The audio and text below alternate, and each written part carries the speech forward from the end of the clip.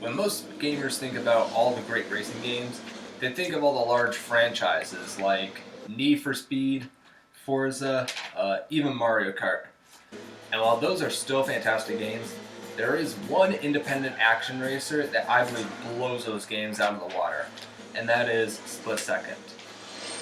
Now, when I first played this game over at my friend's house, I didn't really like it so much, but once I actually bought it for myself and got right into the story mode, I immediately got hooked into playing, and I wanted to try out all of the game modes as well. And I can say the same thing about its May 2010 competitor Blur, but Split Second I feel like is a far more original racing game than anything I've ever played. And for that reason, I'll be doing a ranking list of all 12 racetracks on this game, including the DLC track, Quarry. And even though there are more tracks, those extra tracks are played on a different game mode and will be included in a separate video. With that being said, here are my rankings of all 12 split-second racetracks, starting from the worst to the best.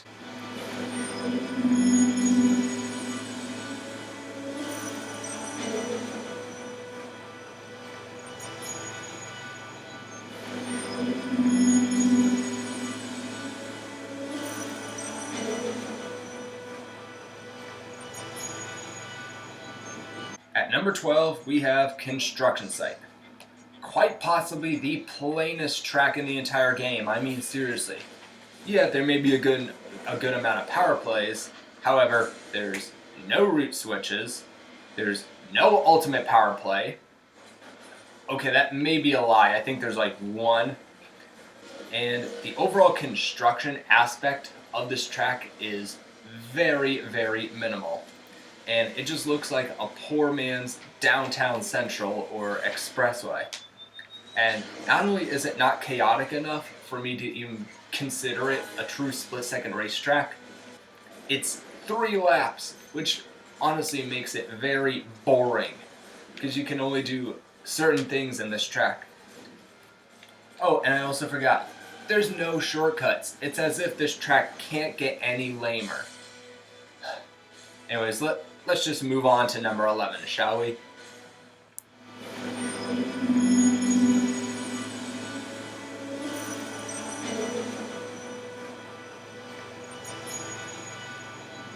So at number 11, we have Power Plant. And even though this track is very different from the first 8 tracks you unlock, I still do not enjoy this track, like, at all. I mean, it's very easy to crash. It's very easy to get hit by power plays. I mean, yeah, seriously, there's like 1 power play per like 50 meters. And it's very easy for you to lose control of your car.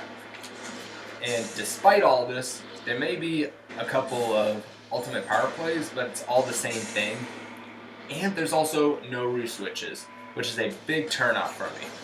Overall, Power Plant is a track that just throws whatever it can at you with the goal of being difficult and unfair. Oh, and let's not forget that the Room of Despair.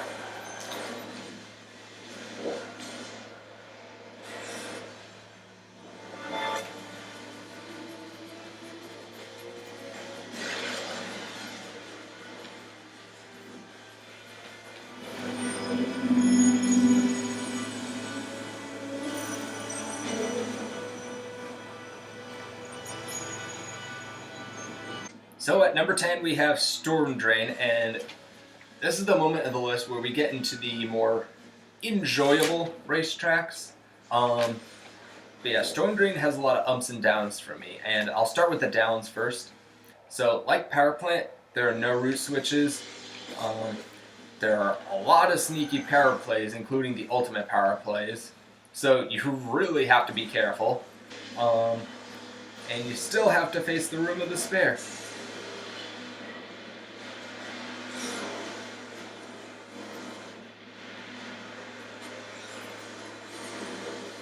On the other hand, it is only 2 laps. This track is very well designed in my opinion. I also believe it is easier than Power Plant in the sense that I never saw myself crashing or wrecking as much. At least I can say that I enjoy Storm Drain, even though I don't technically love it that much. Oh, and when writing this, I didn't notice, but I actually ranked the 10th track at number 10. So, yeah, with that being said, let's move on to number 9.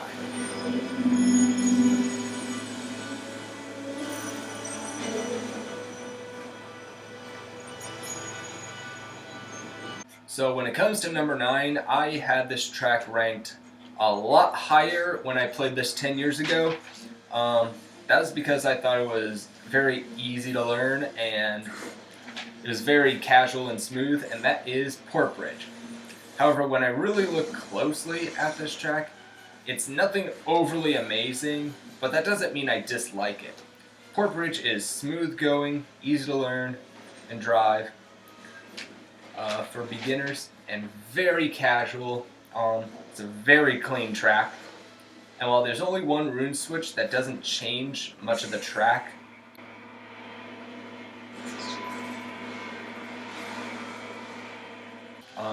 there is, however, one ultimate power play that is very fun to watch when triggered at the right time. So that gives Porkbridge a lot of brownie points.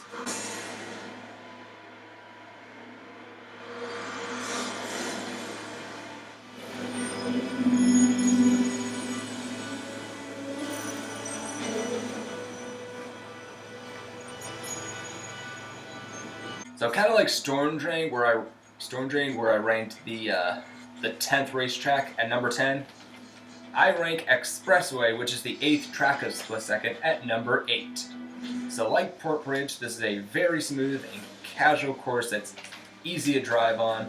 You have buildings blown up to the point where you can actually make a lot of progress and get first very quick.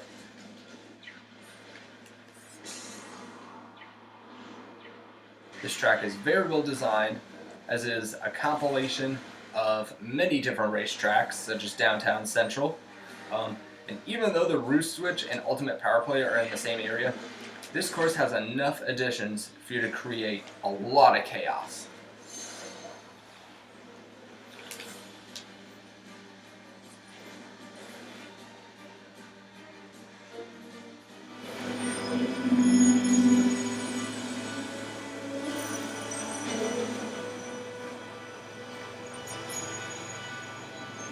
Alright, coming in at number 7, we have Airplane Graveyard. Despite only being 2 laps, Airplane Graveyard can be a very fun course to race on. Also, what this track lacks, it makes up for in different ways. It sadly has no route switches. However, there are plenty of ultimate power plays for you to cause lots of chaos.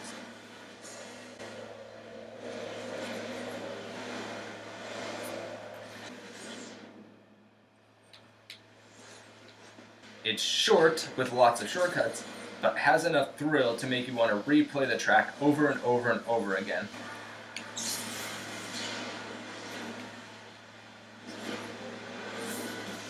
And if this track were 3 laps, this would probably rank a lot higher than number 7.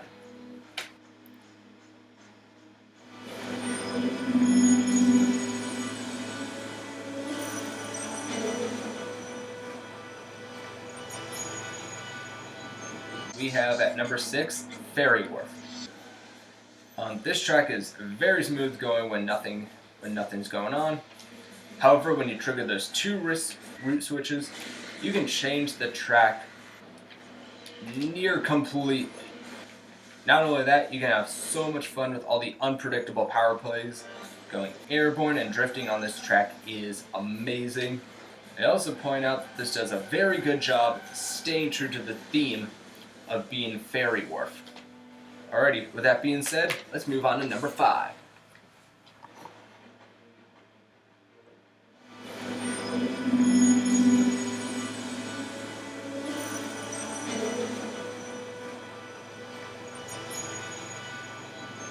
Holy Airport Terminal is a mouthful. You have a total of 3 route switches, 2 of which are in the same area, and the other, when timed right, you can perform an ultimate wreck, where you basically wreck all your opponents at one time. Not only that, you get like 4 or 5 very different ultimate power plays, along with all other explosions on the course, and you can crash a plane on top of that. This is without question one of, if not the most chaotic tracks of the entire game, but at the same time, it is an absolute thrill ride, and I highly recommend racing on Airport Terminal.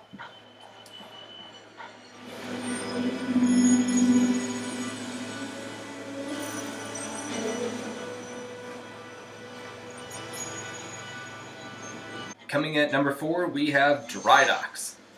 Very much like Airport Terminal, there are 3 route switches and 2 in the same area.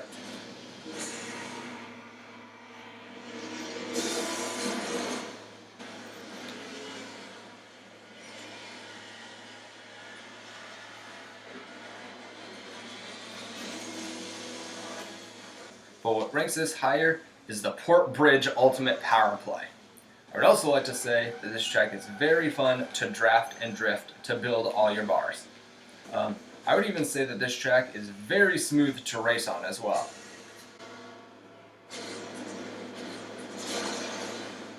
All in all, it may not be as chaotic as Airport Terminal, but it does give you some breathing time in order to prepare for more destruction.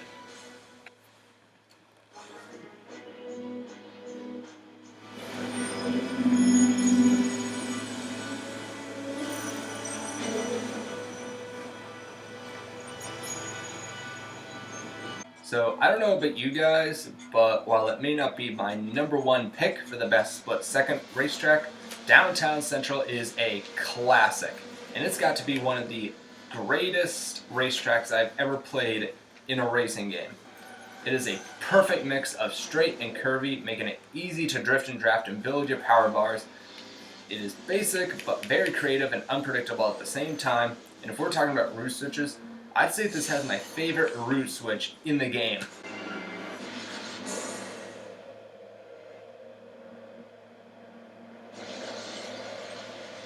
Along with 2 ultimate power plays, one of which I have never seen the first time playing.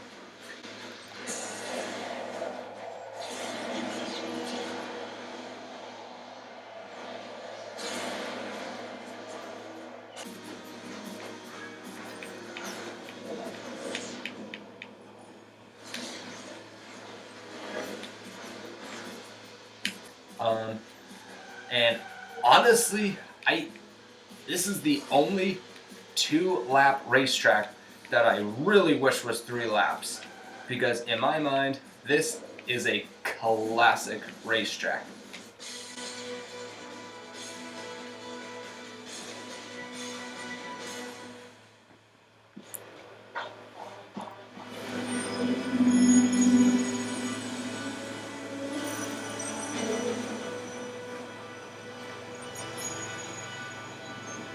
It's curvy, it's cliffy, it's almost too much to handle, but highly enjoyable at the same time.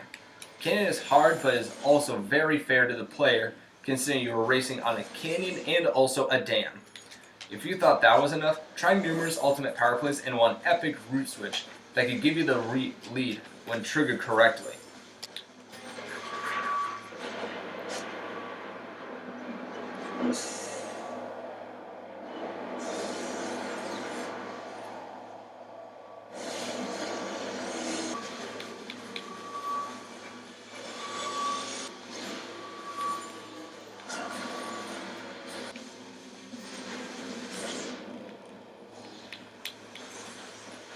Even if you struggle with Canyon, I still think you will enjoy this track.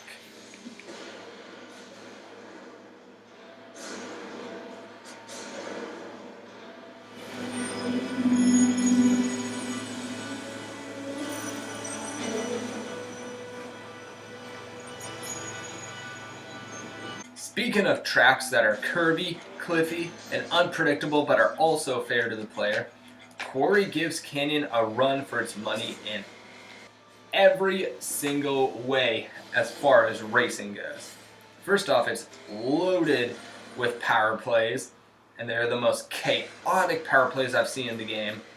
2 similar route switches that change most of the track.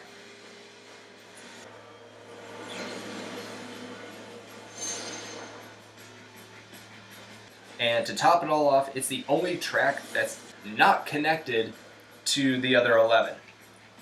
It is its own thing, mostly because of the DLC, and that's honestly, for a DLC, I actually love this racetrack and was very surprised at how chaotic this can be. The originality is amazing, as well as the design. Seriously, you should buy the DLC if you want a good challenge.